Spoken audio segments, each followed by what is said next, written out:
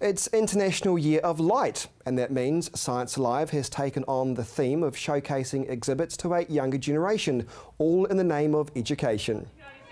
Exploring the science of light, these youngsters are taking time out of their school holidays, discovering the science display on at CPIT. Science Alive is running the event out of this facility, usually a space for students to relax with friends.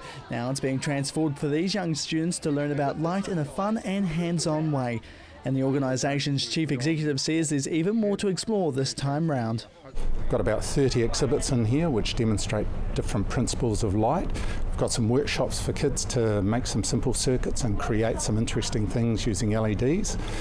And we have some science shows from an international performer from Australia. The few new additions to the festival allow the kids to either freeze their own shadows or see them being transformed through different colours.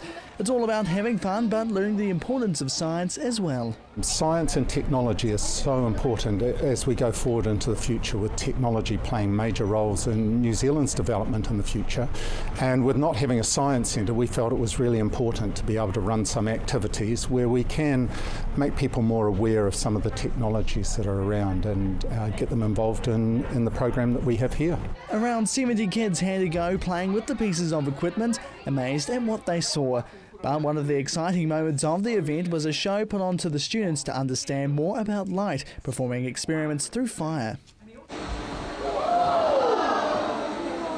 Dr. Graham Walker has travelled from Australia, coming to show his research and science performance to a number of audiences, and he's done this travelling all around the world. He's been doing this for nearly 14 years, a job he's hoping to do full-time, encouraging the younger generation to take up science. And Petrie says it's great for the kids. There's a PhD in it, one of two in the world, so I believe, that has looked at science shows and the learning that takes place as a result of those.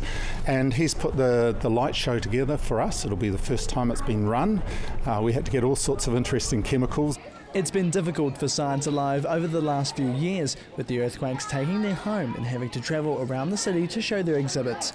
But he hopes to see a new premises in the next few months, with final negotiations underway, some of it coming down to funds. There are some really interesting discussions that are all still very confidential. We're very, very close to acquiring a new site in the centre of town. It'll be bigger. We've got a lot of exciting things planned for that site, which cover a much broader range than what we've been able to do in our old building, where we were very limited with space. So we're looking at creating spaces for preschoolers, for families, for teenagers, young adults, and for the tourists as well. He says an announcement is likely to be made in June, but for now these kids will be taking home what they've learnt today, with the organisation hoping more and more kids will take up a future in science. Jared McCulloch, CTV News.